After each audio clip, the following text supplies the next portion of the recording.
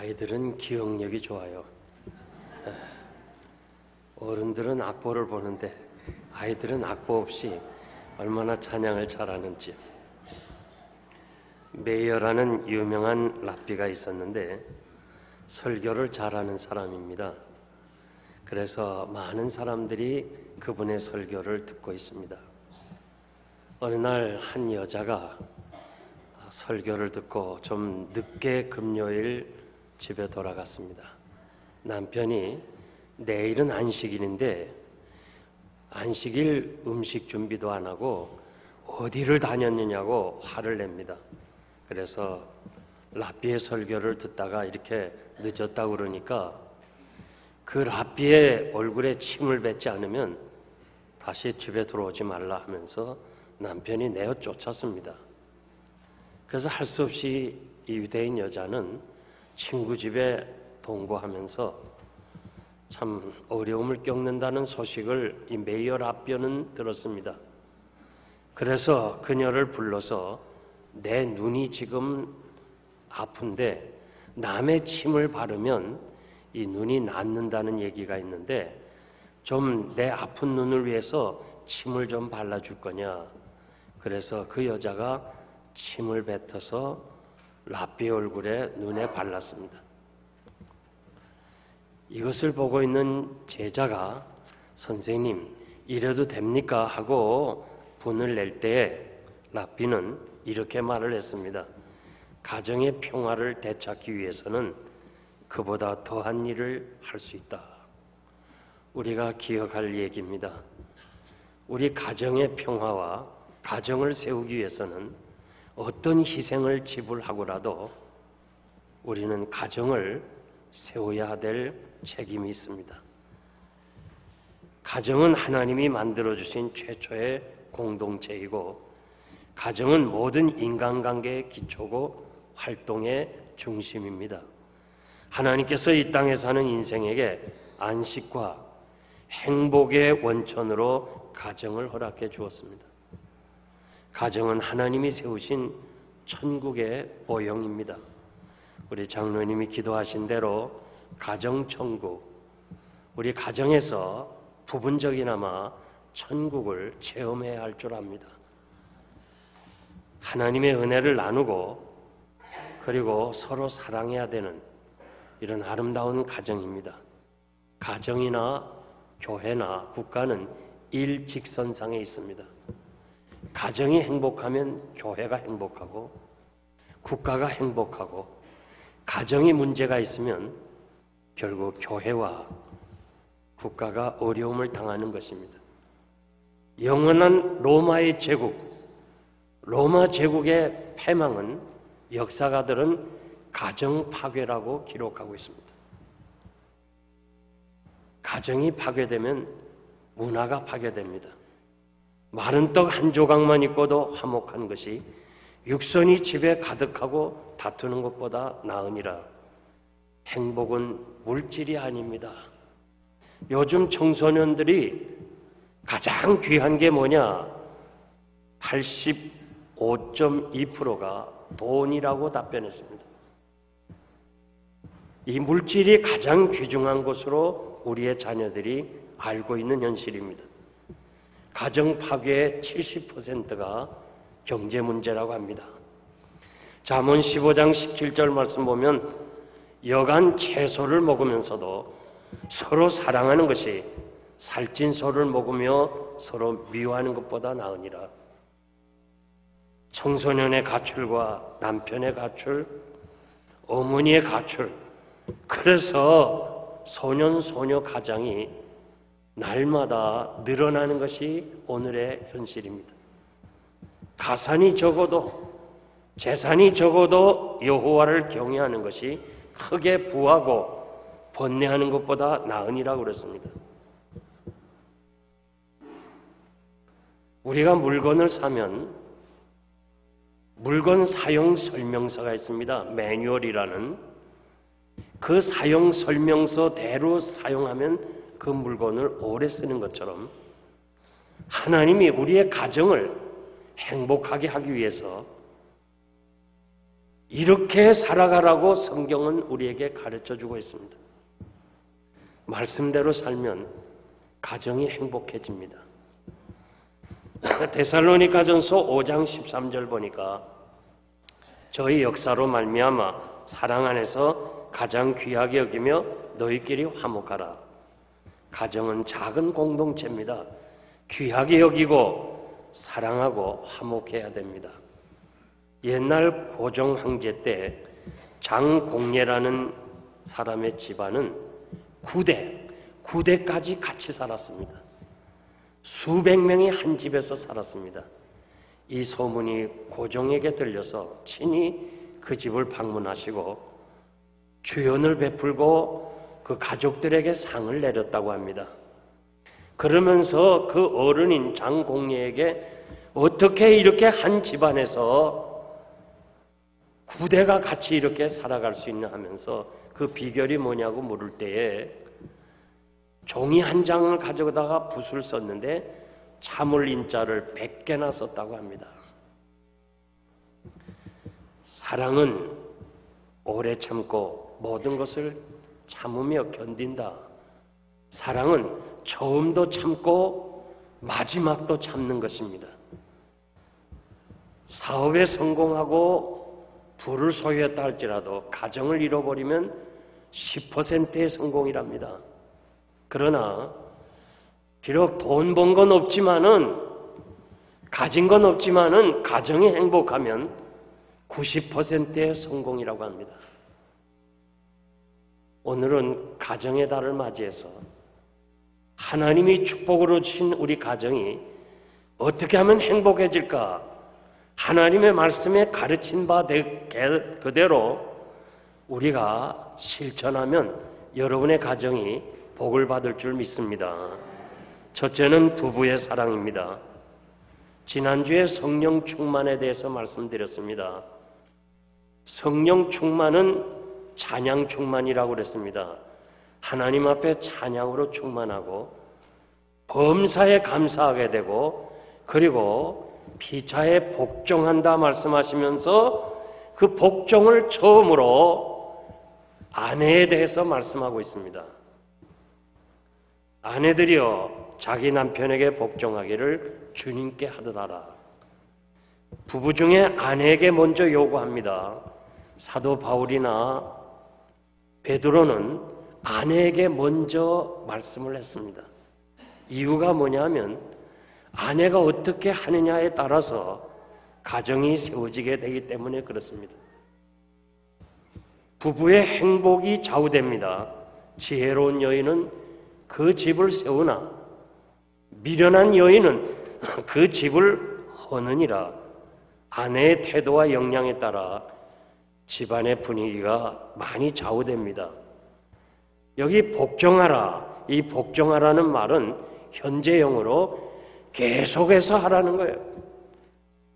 결혼할 때부터 시작해서 죽을 때까지 끝까지 복종하라는 거예요. 남편이 건강하고 사업을 잘해서 돈을 많이 벌어줄 때도 복종해야 되지만은 병들고 아무것도 가진 것이 없는 실패했다 할지라도 아내의 위치는 아내가 할 일은 계속해서 복종하라고 가르치고 있습니다. 남편에게 복종하는 것이 주님께 하는 것이라고 그랬습니다. 아내의 머리가 남편입니다. 남편의 머리가 하나님이십니다. 그러므로 남편에게 복종하는 것은 하나님께 복종하는 것이라고 성경은 가르치고 있습니다.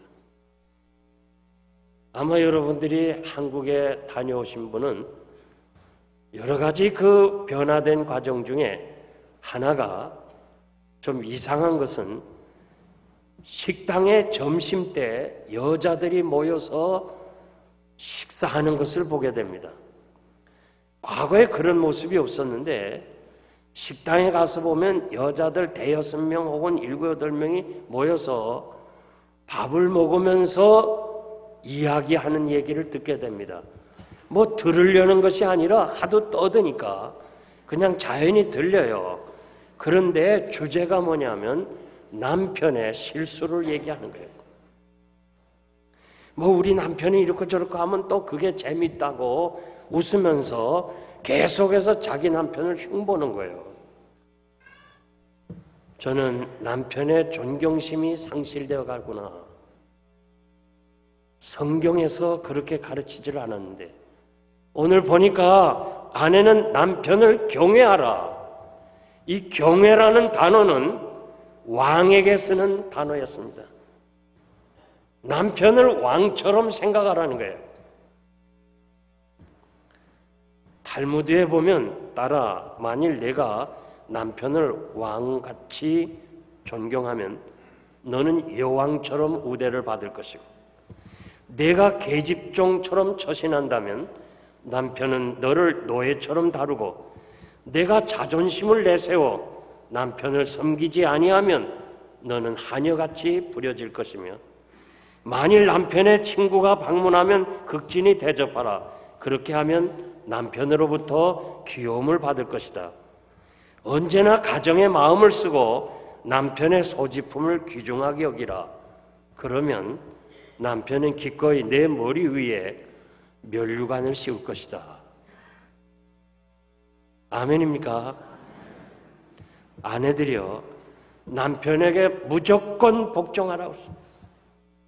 언컨디셔널. 남편이 나를 잘하고 사랑하니까 복종 아니에요. 성경은 그렇게 말하는 게 아니에요. 내 파트가 있어요. 아내의 위치에서 무조건 복종하라. 이것은 하나님의 말씀이고 영원한 진리입니다. 이것이 바로 가정을 행복하게 하는 비결입니다. 시대가 변하고 문화가 바뀌고 상황이 다르다 할지라도 하나님의 말씀은 영원한 진리인 줄 믿습니다. 남편은 아내 사랑해야 됩니다. 남편들아, 아내 사랑하기를 그리스도께서 교회를 사랑하시고 자신을 주심같이 하라. 남편의 책임과 의무는 아내를 사랑해야 됩니다. 얼마만큼 사랑해야 되느냐? 우리가 죄인 되었을 때에 하나님 앞에서 내세울 것이 없는 죄인 되었을 때에 우리를 위하여 자기 목숨을 버리신 그 예수님의 사랑, 다함이 없는 사랑, 끝까지 사랑하는 그 사랑으로 아내를 사랑하라고 말씀하십니다. 윌리엄 제임스 보리안이라는 화가는 그는 결혼하고서 나이가 들어도 이 장발을 했습니다. 그래서 친구가 이렇게 더운데 왜 장발을 하고 있느냐 그렇게 물으니까 내가 연애 시절에 내 아내가 귀가 못생겼다고 이렇게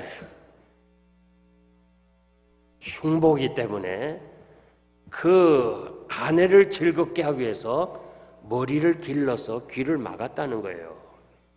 아니 자네 지금 결혼하지 않았나? 이제 결혼해서 오래 살지 않았느냐?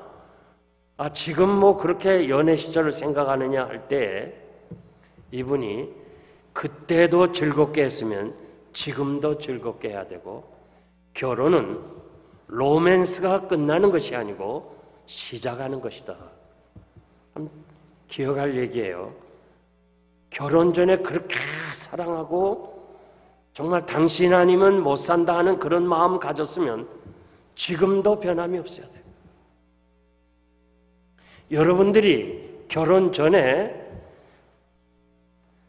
아내에게 자동차 문을 열어줬다면 지금도 해야 돼요. 식당에 가서 의자를 내서 신사도를 발휘해서 앉히고 그저 아내를 어떻게 하든지 잘했다면 지금도 해야 돼요. 제가 오래전에 새가정부를 가리키면서 이런 말을 한 적이 있으니까 그 새가정부 회원이 한마디 이래요. 목사님도 지금 합니까? 그래. 난 안 한다고 그랬어. 왜냐면 옛날에 안 했기 때문에 안 한다고 그랬어요. 옛날에 했으면은 지금도 해야 되는 거예요. 아멘은 아내가 해야 되는데 남편이 하는군요. 부부 여러분, 사랑과 순종으로 연합해서 평생 사랑하면서 살아가세요. 결혼할 때 우리는 언약을 맺었습니다. 여러분, 그 서약을 잊지 마시길 바랍니다. 작년 메모리얼 데이에서, 그러니까 버지니아주의 알링턴 국립묘지에서 오바마 대통령이 연설하면서 이 러브 스토리를 하나 소개해 주었습니다. 클라라 여성이 1946년 텍사스에서 LA로 가는 기차 안에서 이 켄트라고 하는 육군 중사를 만나서 연애를 하게 되고 2년 뒤에 저들은 결혼을 했습니다. 그런데 이 결혼 신혼의 꿈을 꾸면서 그만 6.25 전쟁, 6.25 동란이 일어나는 바람에 켄트 중사는 참전하기 위해서 한국으로 갑니다. 이 신혼의 꿈도 이루지 못하고 저 아시아의 끝머리 코리아라는 작은 나라의 전쟁을 위해서 켄트 중사는 전쟁터에 나가면서 아내에게 이렇게 말합니다. 내가 만일 죽으면 당신은 다시 재혼하면 좋겠다. 그럴 때 이 클라라는 아니요, 당신과 맺은 이 사랑은 영원할 겁니다. 당신 외에는 절대 사랑을 할 수 없습니다. 언제까지든지 기다리겠습니다. 그러면서 남편은 한국 전쟁에 참전해서 인민군에게 포로되고 그리고 미국과 이 북한의 조약을 통해서 지난해 이 성조기에 쌓여서 결국 유골로 알링턴 묘지에 오게 됐어요. 63년 만에 만났어요. 이 63년, 96세가 되는 이 클라라 할머니는 63년 만에 남편의 그 유골을 받는 거예요. 그때 오바마의 연설을 듣고 거기에 참여한 사람들이 모두 기립으로 30초 이상을 박수를 했다는 거예요. 세상에 이런 여자가 또 있나? 그분이 기자에게 이렇게 말했어요. 나는 언제나 남편만을 사랑했고 남편과의 약속을 지금까지 지켰다는 거예요. 63년간. 대단하지 않아요? 부부 여러분, 서로 사랑하세요. 행복한 가정의 기초는 부부의 사랑으로부터 오는 것입니다. 다른 것은 다 못해도 여러분의 부부는 정말 사랑하십시오. 하나님께서 그 수많은 여자와 수많은 남자 중에서 나를 잘 아시는 하나님이 나에게 가장 소중한 아내와 남편을 주었으니까 생명이 다하는 동안 사랑하면서 사시기를 바랍니다. 두 번째, 부모 사랑입니다. 자녀들아, 너희 부모를 주 안에서 순종하라. 이것이 옳으니라. 내 아버지와 어머니를 공경하라. 이것이 약속 있는 첫 계명이니 이는 내가 잘되고 땅에서 장수하리라. 10계명 중에서 5계명이 부모에게 효도하라고 그랬어요. 부모에게 효도하는 사람 살인하지 않습니다. 간음하지 않습니다. 남의 것 탐내지 않습니다. 거짓말하지 않습니다. 효자가 사회 문제 일으키는 사람 봤어요? 옛날에 우리 조상들은 인간의 가치를 효도에 두었습니다. 효도하지 않으면 인간이 아니었습니다. 한국 민족 하면 세계 민족에 자랑하는 게 하나 있었어요. 부모에게 효도하는 거예요. 살아서도 효도하고 죽어서도 부모 생각하는 민족은 한국 민족이었습니다. 부모 모시고 사는 것을 가문의 영광으로 알았습니다. 생명의 문제는 어떻게 할 수 없지만은 부모가 세상을 떠났을 때는 우리가 잘 모시지 못해서 세상을 떠났다 하면서 부모 무덤 곁에 이슬과 비를 피할 수 있는 움막을 짓고 거기서 3년 동안 부모 묘지 곁에 있었던 것이 우리나라의 우리 조상들의 이야기입니다. 이런 민족인데 외래 문화가 들어오는 바람에 결국 아름다운 전통이 다 잃어버리고 말았습니다. 옛날에는 돈이 엽전이었어요. 그 엽전 가운데 구멍이 있습니다. 그 구멍으로 부모가 보였고 형제가 보였습니다. 아무리 어렵고 돈이 귀하다 할지라도 부모와 형제 간에 돈 문제로 그렇게 다투지 않았습니다. 그런데 요즘의 돈은 구멍이 없어요. 눈을 가리면 아무것도 안 보여요. 집에 가서 한번 실험해봐요. 돈 가지고 눈 가리면 보이나 안 보이나. 돈 때문에 부모도 없고 자식도 없고 형제도 없어요. 돈이 뭐길래 이렇게 우리가 가정이 파괴돼요. 돈 때문에 모든 것이 변하고 있어요. 그래서 요즘 부모님들은 돈이 있어야 이제는 효도를 받는다 하면서 돈을 끝까지 챙기고 가지고 있는 게 현실이에요. 여러분이 잘 아는 존 칼빈은 그는 자기가 살고 있는 스위스의 제네바를 성시 하나님이 축복하시는 거룩한 도시로 만들기를 원했어요. 그러기 위해서는 시의회를 장악해야 되니까 그가 시의회를 장악하고 제일 먼저 한 것이 성경적으로 도시를 가꾸기를 원했어요. 그런 때에 15살 난 아이가 아버지 뺨을 때린 사건이 있습니다. 칼빈은 그 아이를 죽였습니다. 이것이 오늘까지 이 칼빈주의를 비판하는 사람들에게 이야기거리가 되는 얘기예요. 어떻게 그렇게 철없는 아이가 아버지 뺨 한 대 때렸다고 죽이느냐. 칼빈은 이렇게 대답했어요. 하나님이 원하시는 사회를 만들기 위해서 불효자는 있어서는 안 된다는 거예요. 하나님이 이제 가나안 땅을 주시면서 이 가나안 땅이 제사장 나라, 하나님이 지배하는 나라가 되기 위해서는 전염병처럼 번져가는 불효는 죽이라고 그랬습니다. 분명한 것은 제네바는 지금도 가보면 놀라는 일들이 많아요. 주인 없는 가게들이 많이 있어요. 그냥 물건을 사고 그 가격대로 돈을 주고 받고 가지고 가는 거예요. 전차표 사요, 기계에서. 아무도 검열하지 않아요. 자기가 탈 만큼 타고 내리는 거예요, 구간에. 자녀들아, 부모에게 순종하라. 유대인들은 하나님의 말씀에 순종은 곧 부모님께 순종하는 것으로 그렇게 가르치고 있습니다. 잠언 23장 22절 보니까 너 낳은 아비에게 청종하고 내 늙은 어미를 경하게 여기지 말라, 가볍게 여기지 말라고 그랬습니다. 지금은 치매라고 그러는데 옛날에는 망령이라는 말을 썼어요. 이 망령된 아버지가 아들에게 소를 가지고 오라고 그랬습니다. 이 소를 가져오라 해서 소를 가져왔더니 아들에게 소를 지붕 위에 올리라는 거예요.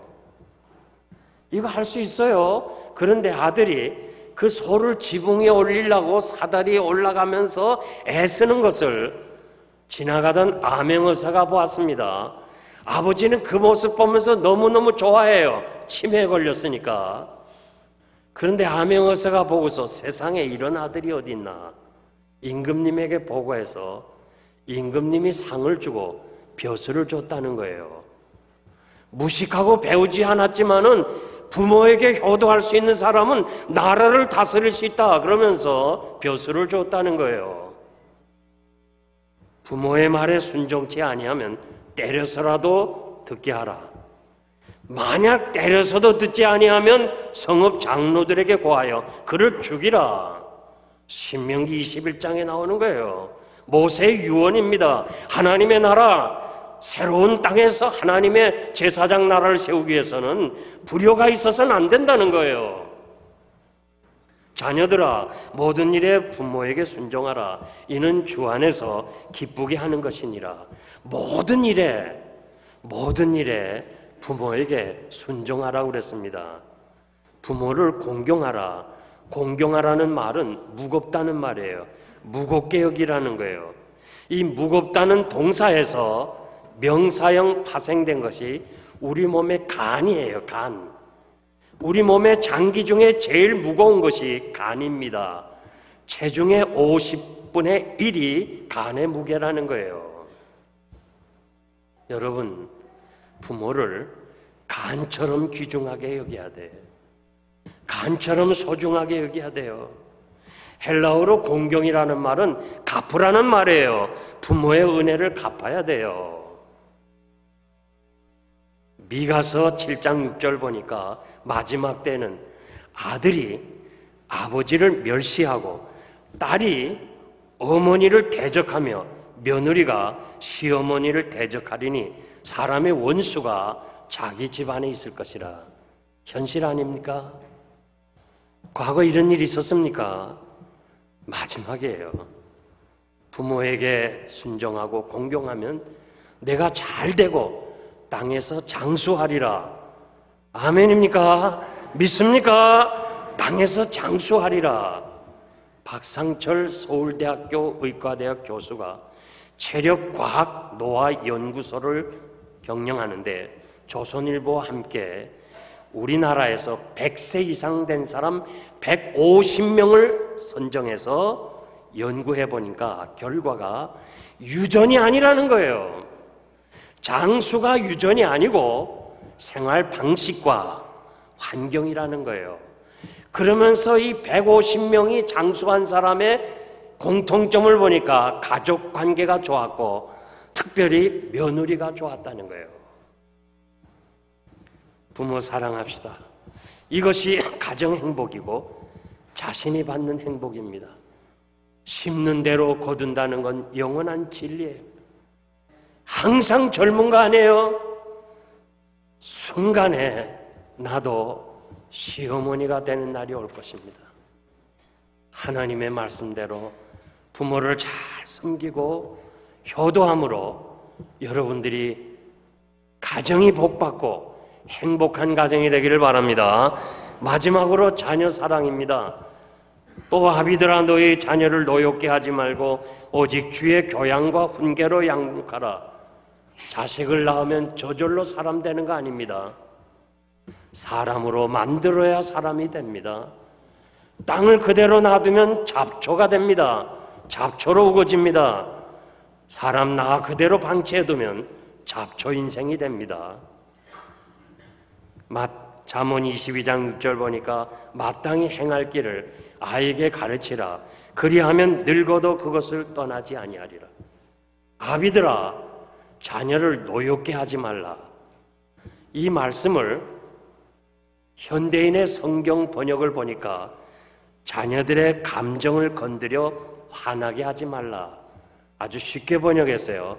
여기 자녀들이 있는데 자녀들을 건드려 감정을 상하게 하지 말라. 언제 아이들의 감정이 상하느냐?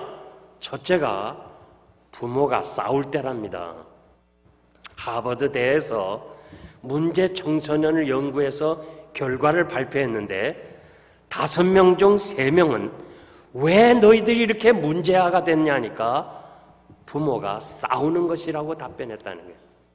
문제아의 60%가 부모의 책임이라는 거예요. 애들 앞에서는 좀 사랑하는 연극을 좀 해보세요. 좀 사랑스러운 모습을 보여주세요. 두 번째 감정이 상하는 것은 비교할 때 넌 뭐하냐? 네 형 봐라. 너 아무개 봐라. 아무개 공부 잘해서 저렇게 좋은 대학에 들어가지 않았느냐? 학자들 얘기는요, 우리는요, 비교하면 이 녀석이 나도 이제 알아서 열심히 해야 되겠다 그렇게 생각하는데 학자들은 그렇지 않대요. 비교하면요 애들이 더 안 한답니다. 너 쟤 봐라, 쟤 공부 잘했잖냐. 일부러 공부 안 한대요. 그러니까 비교하지 마세요. 세 번째는 아이들이 화를 낼 때, 너 무엇 하겠니? 화내면서 아이를 길을 꺾지 마세요. 길을 꺾으면 학교에서나 사회에서나 어디서든지 이 아이가 기가 죽는답니다. 의욕을 상실한답니다. 우리들의 삶이 짜증이 나고 피곤합니다. 정말 오늘 장로님이 기도하신 대로 우리 생활이 너무 바쁩니다. 그래서 아이들에 대해서 너무 관심을 두지 아니하는데, 여러분, 아이들이 관심을 좀 줘야 돼요. 교육자 테일러 박사는 사람의 인격과 그 성품과 사람 됨됨이의 92%는 부모에게서 배운다고 그랬어요. 8%가 학교에 가서 배우고, 교회에 가서 배우고, 친구와 사귀고 배우고, TV를 통해서 배운다는 거예요. 잘 들으세요. 우린 8%의 이것을 위해서 돈을 쓰고 시간을 내고 그리고 애들에게 하는 거 다 주는데 그거는 8%밖에 안 돼. 92%는 바로 여러분들의 모습이에요. 여러분들의 삶의 모습이에요. 정직하고 진실하고 아름답게 인격적으로 살아가는 것이 아들의 인격이 형성된다는 거 여러분들이 잊지 말기를 바랍니다. 이 폭력의 대물림이라는 기사를 제가 지난 주간에 읽었습니다. 준혁이라는 가명의 13살 아이가 지금 할머니하고 같이 사는데 그 집 자기 방에 팻말을 붙였어요. 뭐라고 붙였는 거 아니? 누구든지 내 방에 들어오면 가만두지 않음, 할머니는 제외, 이렇게 붙였어요. 그래서 기자가 그 집을 방문해서 할머니하고 대화한 것을 기사로 실었습니다. 아버지가 인터넷 채팅을 통해서 여자를 알게 되고 결혼해서 이 아들 준혁이를 낳았습니다. 근데 이 아버지가 워낙 컴퓨터를 좋아하니까 애를 데리고 어릴 때부터 PC방에 가서 며칠을 지나면서 같이 지냈어요. 그리고는 이 아버지가 도적질해서 감옥에 들어갔어요. 그런 바람에 어머니도 집을 떠났고 아버지는 감옥에 갔고, 그리고 항상 아버지가 이 준혁이를 때려서 그 감정이 아주 강팍해져 가지고 얘는 13살 나는데도 분노가 가득 차 있다는 거야. 누구든지 뭘 얘기하면 그냥 분노가 터진다는 거예요. 그러면서 13살 난 아이가 지금 치료를 받고 있다는 거예요. 그 할머니 얘기가 자기 남편이 너무 구타하고 아들을 때리고 자기를 때려가지고 아들하고 집을 같이 나왔어. 그러면서 아들아, 넌 제발 그런 아버지 되지 말라 하고 키웠는데 이 아들이 성장하면서 아버지 그대로 됐다는 거예요. 이 할머니 얘기가. 그러면서 자기도 때리고 자기 아들 준혁이를 그저 수시로 때렸어. 그러니까 이 아이가, 준혁이가 13살이지만은 분노에 가득 찼다는 거예요. 여러분, 애들이 화가 나면 머리만 기억되는 것이 아니고 그 세포에 저장이 돼, 세포. 여러분, 세포에 저장이 돼서 그 아버지의 그 아들이에요. 아버지가 아주 폭력을 쓰고 폭언을 쓰고 술 좋아하고 세상 망나니면 아들이 아무리 가르쳐줘도 그 유전이 돼가지고 그 아들이 또 그렇게 된다는 거예요. 그러면서 폭력의 대물림이라는 이런 기사를 실어주었습니다. 주의 말씀으로 양육하시기를 바랍니다. 디모데후서 3장 16절 보니까 모든 성경은 하나님의 감동으로 된 것으로 교훈과 책망과 바르게 함과 의로 교육하기에 유익하다. 하나님의 말씀 가르쳐야 돼요. 세계적인 성취를 이룬 사람들의 부모는 높은 교육 수준이 아니에요. 전문적인 직업인이 아니에요. 하나같이 성실하고 최선을 다해서 교육에 관심이 높았다고 그렇게 이야기합니다.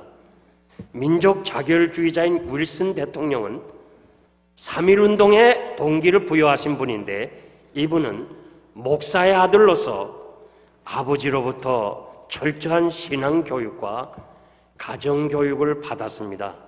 그러면서 어릴 때부터 성경 읽기와 가정 예배와 교리문답을 배워서 그는 미국에 2번이나 대통령이 된 사람입니다. 이분의 연설 중에 이렇게 말해요. 내가 어릴 때에 신앙을 근본적으로 배우지 아니하였으면 나의 인생은 털끝만큼 가치가 없는 인생이 될 것이다. 내가 어렸을 때부터 말씀을 배우지 않았더라면 나는 인생에 무가치한 사람이 되었을 것이라고 그렇게 이야기를 했습니다. 여러분의 자녀들에게 필요한 것은 하나님의 말씀입니다. 정말 저들을 사랑하십시오. 여러분의 기업이고 여러분의 축복입니다. 이 자녀 잘 기르면 어디든지 가고 무엇이든지 할 수 있다. 이것이 유대인들의 생각입니다. 하나님이 주신 자녀들 믿음으로 잘 양육하시기를 간절히 여러분에게 부탁합니다. 이제 말씀을 맺겠습니다. 이 가정의 달을 맞이해서 우리는 가정이 중요한 것을 압니다.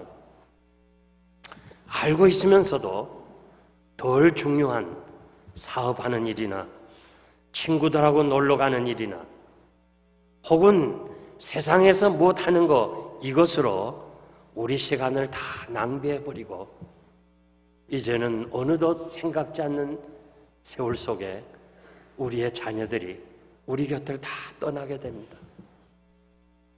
여러분, 언젠가 인생 황혼기에 절대로 우리가 돈을 많이 벌지 못했다 후회하지 않을 것입니다.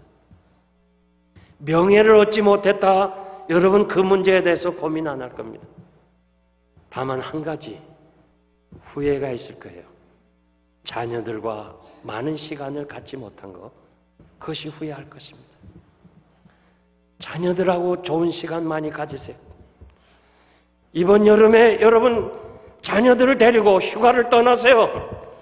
가정을 좀 떠나세요. 이 아이들에게 좋은 추억을 심어주세요. 아이들은 여러분의 기업입니다. 지금 가지고 있는 기업은 내 것이 아니에요. 아무리 열심히 돈을 벌고 노력했다 할지라도 인생이 황혼기에는 다 똑같은 사람이에요. 남는 것은 여러분의 가정과 함께 지내지 못한 것, 이것이 후회되는 거예요. 어느덧 세월이 이렇게 지나서 자녀들이 다 우리 곁을 떠나요. 제가 보고 있잖아요. 저도 지금 아쉬운 것은 우리 아이들하고 지낸 시간이 너무 없었어요. 너무 없이 지냈어요. 제대로 밥도 같이 못 먹고 아침부터 밤늦게까지 이렇게 주의 일에 섬겼어요. 난 그래도 주의 일을 위해서 했기 때문에 하나님이 갚아주셨지만 여러분들은 그러지 마세요. 가게 문 닫는다고 망한 거 아니에요. 정말 인생 황혼기에 여러분들이 행복한 날을 기대한다면 자녀들과 같이 시간을 보내세요. 정말 여러분의 자녀들에게 예수의 사랑을 실천해 주세요. 그래서 여러분이 행복한 가정이 되길 원해요. 내가 지금 여러분의 가정을 보고 있잖아요. 지금 똑똑히 보고 있잖아요. 난 여러분의 가정이 행복하길 원해요. 이제 우리 다시 시작해요. 다시 시작해야 돼요. 공부가 중요한 거 아니에요. 하나님 앞에서 사람 됨됨이가 중요한 거예요. 남편이나 아내가 세상을 떠나고 울지 말아요. 살아있을 때 최선을 다해 사랑해요. 부모가 세상을 떠났을 때 하나님 감사합니다. 후회 없이 하나님 앞에서 보내드려야 돼요. 세상 떠난 후에는 울지 말아요. 그 울음처럼 가치가 없는 게 없어요. 살아계실 때 최선을 다해서 섬기고 효도하고 돌아가시면 하나님 좋은 부모 주신 하나님께 감사합니다. 이것이 신앙인의 자세예요. 여러분의 자녀들은 기업이에요. 하나님이 주신 기업이에요. 여러분과 여러분 자녀와 여러분의 손자와 주님 오시는 그날까지 대대로 이어갈 하나님이 주신 축복의 아름다운 계보고 기업이에요. 세상에 이처럼 더 중요한 게 어디 있어요? 이 자녀들을 위해서 여러분들이 시간을 내세요. 함께 하세요. 그리고 집을 나서세요. 애들이 얼마나 좋아요. 여름 방학이 지나면 미국 아이들은 전부 방학 동안에 부모와 같이 지냈던 얘기를 하는데 우리 아이들은 할 얘기가 없는 거예요. 정말 이번 여름에 휴가 떠나세요. 가게 문 닫아도 좋아요. 가게가 영원한 거 아니에요. 자녀가 영원한 거예요. 이 사실을 여러분들이 기억하고 어떻게든지 하나님이 주신, 우리가 다른 것은 없다 할지라도, 돈이 넉넉하지 못하다 할지라도 사랑은 가지고 있는 거예요. 사랑이 필요한 거예요. 돈이 필요한 게 아니라 사랑이 필요한 거예요. 사랑으로 여러분들의 가정이 화목하고 뭉쳐지는 행복한 가정이 되기를 주님의 이름으로 축복합니다. 기도하겠습니다.